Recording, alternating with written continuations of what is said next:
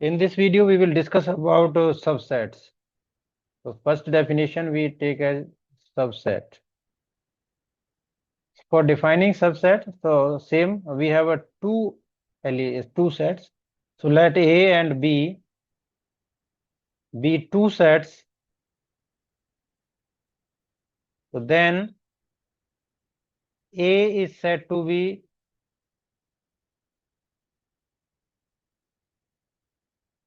subset of B if every element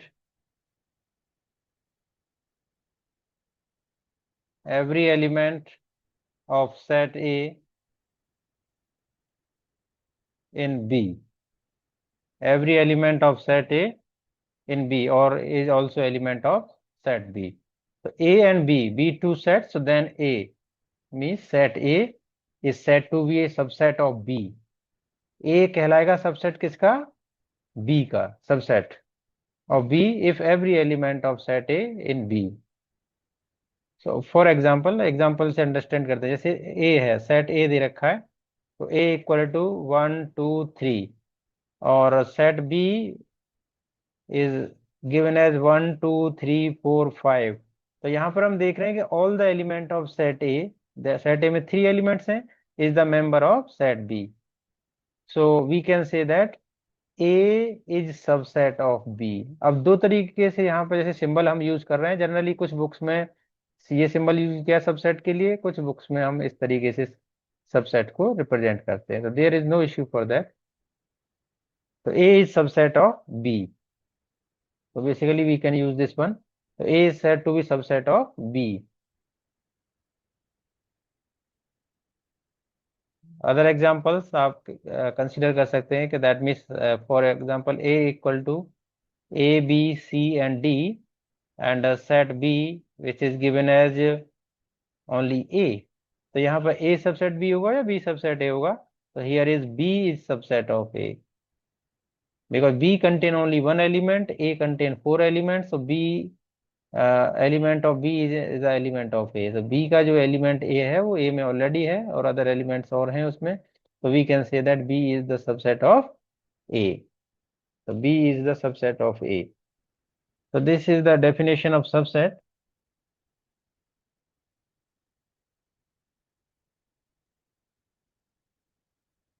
और theoretically अगर आपको एक्सप्लेन करना है, तो थियोरेटिकली एक्सप्लेन करने के लिए हम कह सकते हैं लेट एक्स, एक्स एलिमेंट है ए में। अगर एक्स एलिमेंट ए में है, if x belongs to A, so which implies that x belongs to B। कब करेगा? when A is subset of B। मतलब जो x A में है वो B में तो होगा ही होगा। वो कब होगा? जब A is subset of B, A के सारे एलिमेंट B में होंगे। तो अब सिंबल्स को भी आपको ध्यान रखना होगा। जैसे सिंबल्स हम यूज कर रहे हैं, तो हमने कुछ सिंबल्स को तो रिप्रेजेंट कर दिया है, but remaining this symbol belongs to जब क्रॉस कर देते हैं इसको तो ये हो जाता है नॉट बिलोंग्स टू, मतलब उसको बिलोंग नहीं कर रहा है। This symbol there exist, there exist this symbol for all और फॉर एवरी।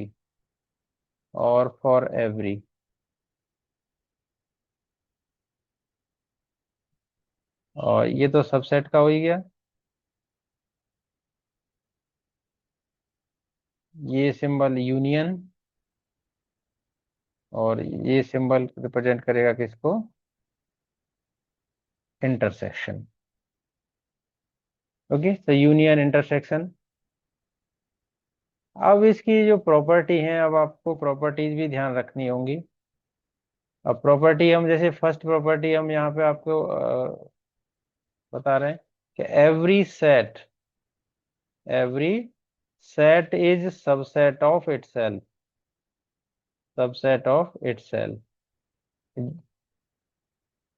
सभी सेट अपने आप के सबसेट होते हैं। Every set is subset of itself. That means A is subset of A कोई सेट है तो A is subset of itself. Every set is subset of itself. Second property, important property, null set. Null set is subset. Null set is subset of every set. Null set जो होगा वो subset होगा every set का। तो null set is subset of every set. तो जो मैं null set किस फाइव, तो ए कोई सेट दे रखा है तो ये फाइव ऑलवेज बिलोंग करेगा ये सेट ए को। Null set is subset of every set means here we can write down as, so null set we represented it phi which is subset of a set A. The null set is subset of every set. तो phi से represent कर दें या empty bracket हम use कर रहे हैं, तो there is no issue for that. Now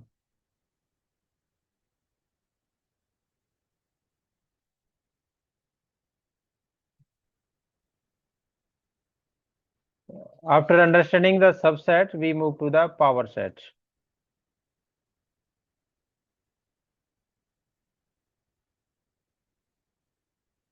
Power set,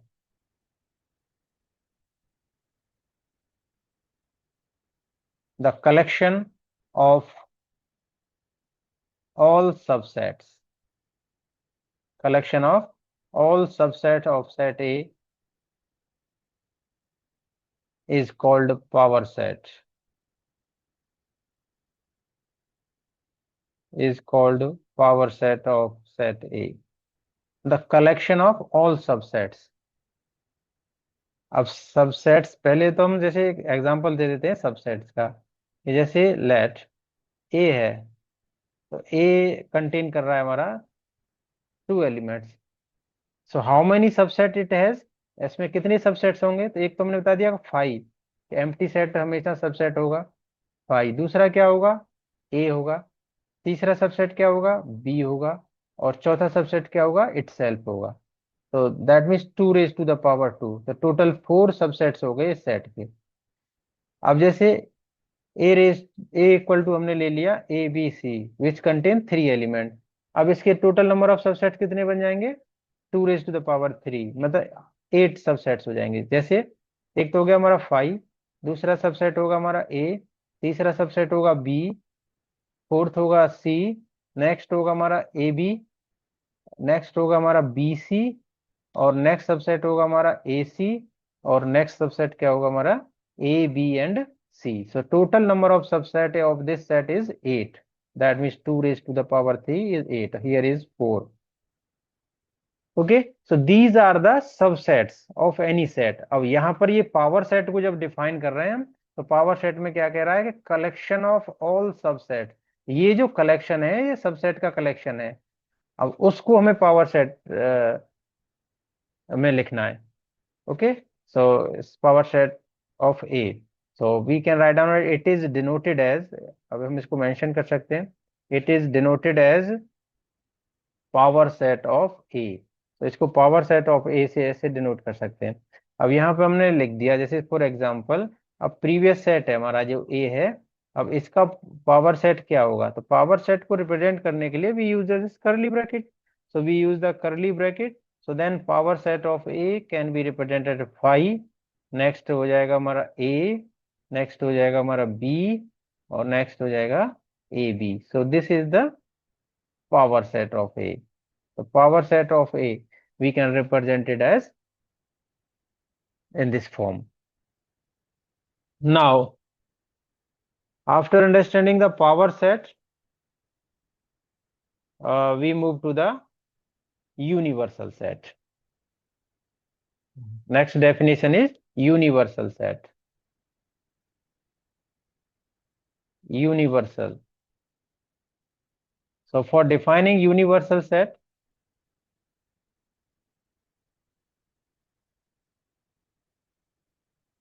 so this basically denoted as the denoted by U. So we write down as it is denoted by U, denoted by U. So this is denoted by U.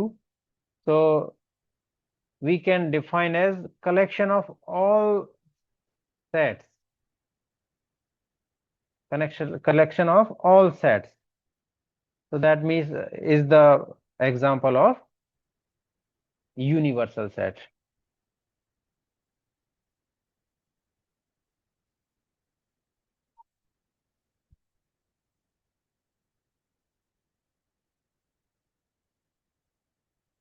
So the collection of all sets is universal set.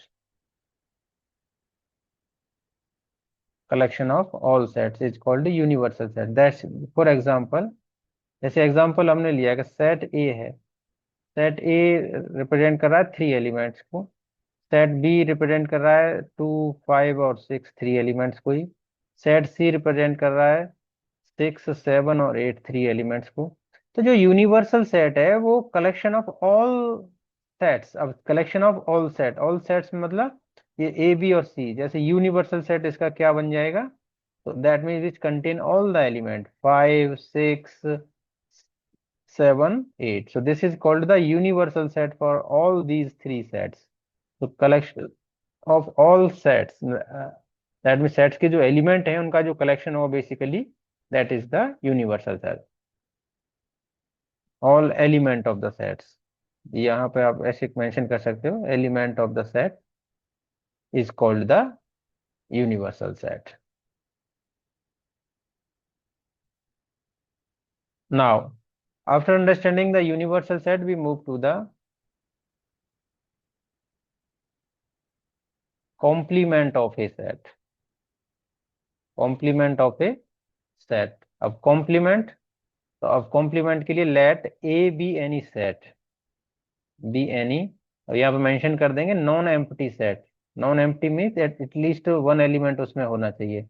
A be any non empty sets and U be the universal set,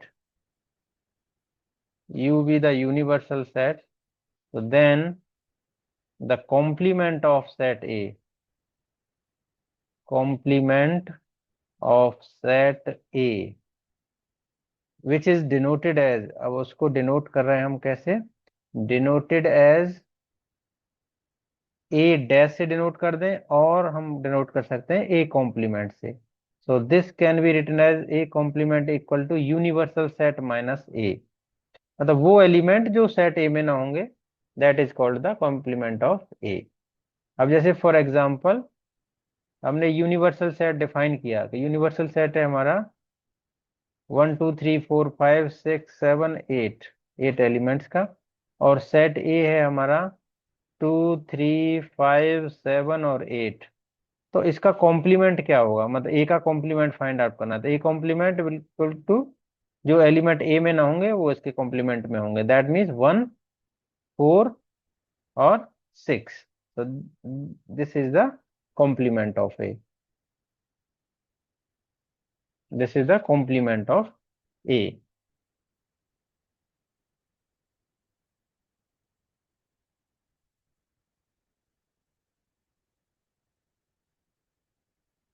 Now, after understanding the subsets, complement of set, power set, we move to the operations. So operations of set, that means we take as the union of sets. So here we define as operations of set.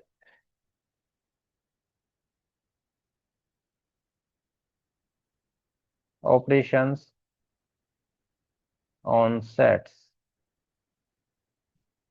तो पहला operation आता है हमारा union, union of sets. Union means जोड़ना। So we can see that let A and B be any two sets,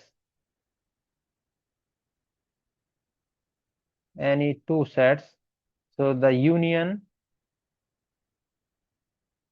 of A and B is the set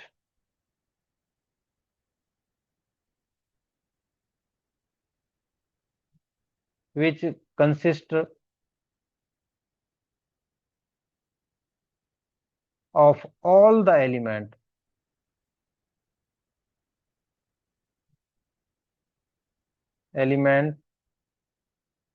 of A and all the elements of B and all the elements of B. A और B के सारे element को जो consist करता हो that is called the union. और यहाँ पर हमें ध्यान रखना होगा जो कॉमन एलिमेंट होंगे वो हमें केवल एक ही बार लिखने हैं, common elements being taken once. तो कॉमन एलिमेंट को हमें एक ही बार मेंशन करना है। और we write down it is denoted as universal set, that means union. So this is the union symbol. We write as A union B, A union B, or read as A union B.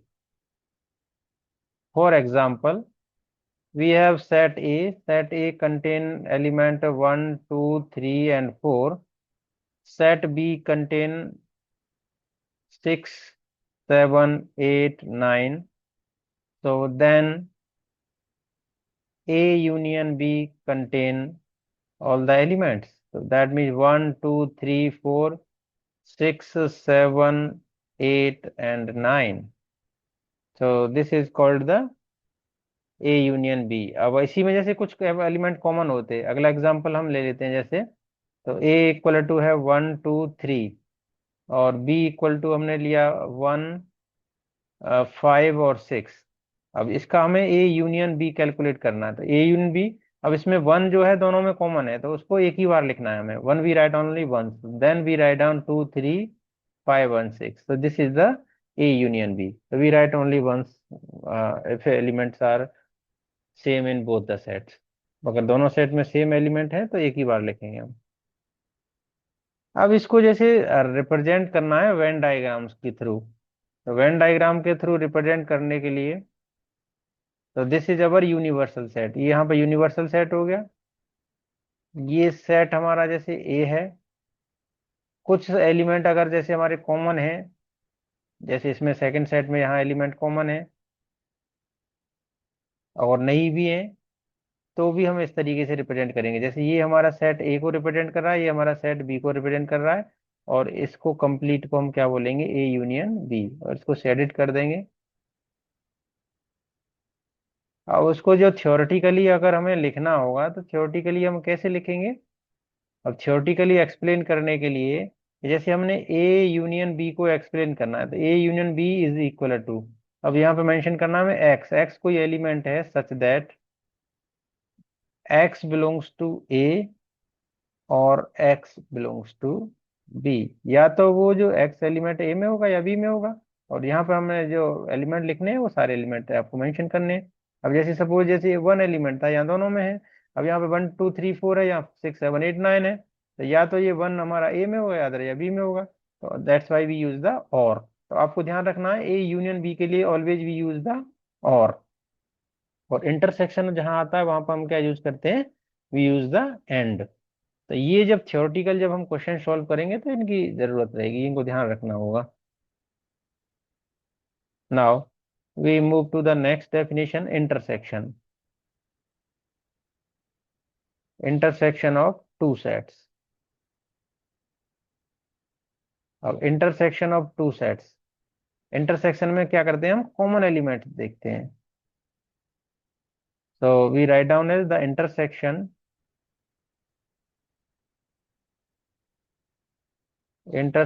Of two sets A and B is the set of all those elements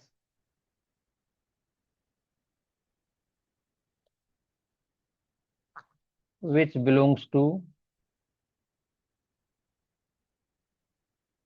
both A and B।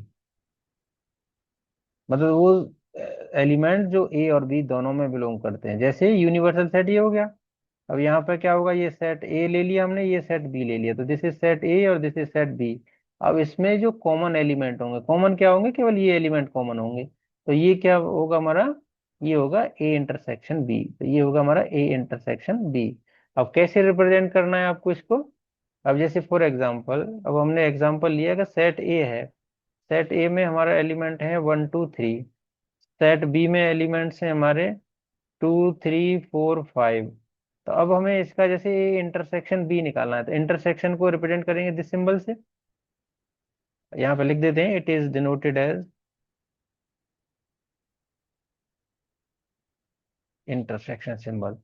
तो A intersection B, तो we take the common element, those element which belongs to A and B. तो A and B में कौन कौन से element belong कर रहे हैं, यहाँ पे 2 और 3, और ये 2 और 3। तो जो इंटरसेक्शन आएगा हमारा, क्या आएगा वो, 2 3।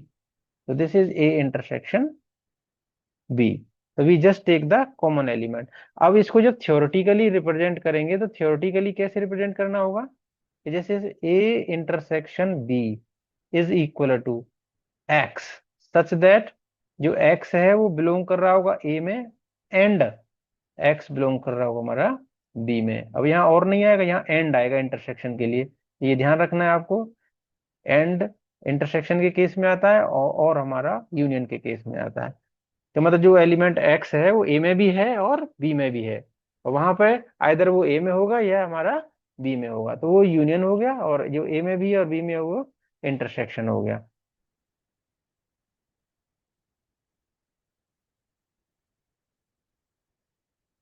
Now we move to the next definition, difference between two sets. Difference between two sets. अब दो सेट्स के बीच का डिफरेंस कैसे हमें लिखना होगा, the difference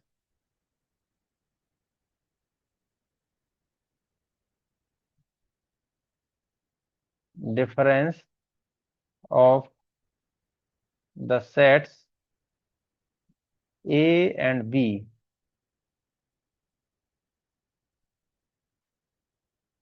in this order is the set of element which belongs to A but does not belongs to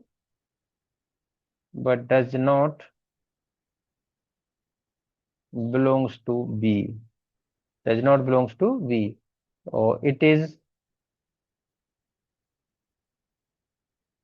written as A minus B, A minus B। तो मतलब अगर थ्योरेटिकली भी आपको लिखना है, तो A माइनस बी क्या होगा, X such that X belongs to A, और and X does not belongs to B। तो this is A minus B. अब फॉर एग्जाम्पल, अब एग्जाम्पल ले लेते हैं, जैसे A इक्वल टू दे रखा है 2 3 4 5 6, और B इज इक्वल टू दे रखा है हमारा 2 4 5 6 7 और 8। अब इसका जब डिफरेंस बिटवीन टू सेट्स निकालेंगे, तो that means A minus B equal to क्या आएगा, which belongs to A but does not belongs to B. A में बिलोंग करे बट बी में बिलोंग ना करे, तो ये थ्री जो एलिमेंट है, वो थ्री एलिमेंट है जो ए में बिलोंग कर रहा है बट बी में बिलोंग नहीं कर रहा है। अब बी में हमें कोई इफेक्ट नहीं पड़ता है कि और क्या एलिमेंट बिलोंग कर रहे हैं, हम तो इनको पांच एलिमेंट्स को देखते हैं। इन पांच में जैसे 2 बिलोंग कर रहा है, 4 है, 5 है, 6 है, बट 3 नॉट बिलोंग्स टू, तो A minus B is equal to 3। अब ऐसे ही अगर आपको बी माइनस ए कैलकुलेट करना है, तो which belongs to B but does not belongs to A, belongs to B but does not belongs to A, तो क्या एलिमेंट्स हो जाएंगे हमारे, वहां पे हो जाएंगे 7 और 8। ये हो जाएगा बी माइनस ए, और ये हो जाएगा हमारा ए माइनस बी। अब आपको वेन डायग्राम के थ्रू रिप्रेजेंट करना है इसको, तो वेन डायग्राम के थ्रू कैसे रिप्रेजेंट कर सकते हैं, जैसे ये हमारा यूनिवर्सल सेट हो गया। अब ये सेट ए है, ये सेट बी है, तो ये सेट ए है, ये सेट बी है। अब ए डिफरेंस बी क्या कहता है, कि जो एलिमेंट ए में हो बट बी में ना हो, कुछ एलिमेंट ऐसे होंगे जो कॉमन होंगे, तो कॉमन एलिमेंट हमें तो यहाँ केवल वो एलिमेंट लेने हैं जो ए में हो बट बी में ना हो, तो ये हमारा ए माइनस बी बनेगा। तो ये क्या बन जाएगा हमारा, ये बनेगा हमारा ए माइनस बी, ए माइनस बी।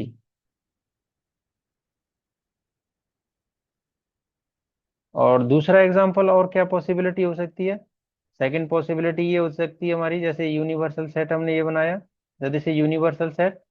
अब जैसे ये हो गया, कुछ एलिमेंट हमारे कॉमन भी हो सकते हैं, जैसे तो कुछ एलिमेंट कॉमन हो गए। तो जब कॉमन एलिमेंट हैं तो अब इन केसेस में, अब जैसे हमने यहाँ पर रिप्रेजेंट किया, तो ये हमारा सेट ए है, ये सेट बी है। तो ये जो होगा फर्स्ट वन, ये जो रिप्रेजेंट करेगा यहाँ से यहाँ तक को, कहाँ तक, ये बाउंड्री को, ये तो रिप्रेजेंट करेगा ए माइनस बी को। और ये जो कॉमन एलिमेंट होंगे वो किसको रिप्रेजेंट करेगा, इंटरसेक्शन बी को। और जो ये वाला एरिया होगा वो किसको रिप्रेजेंट करेगा, वो बी माइनस ए को रिप्रेजेंट करेगा।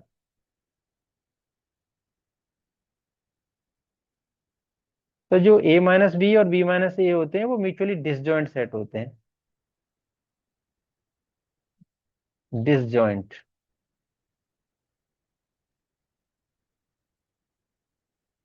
let A and B be two non-empty sets, B be two non-empty sets, then A and B, we write down set A and B are said to be disjoint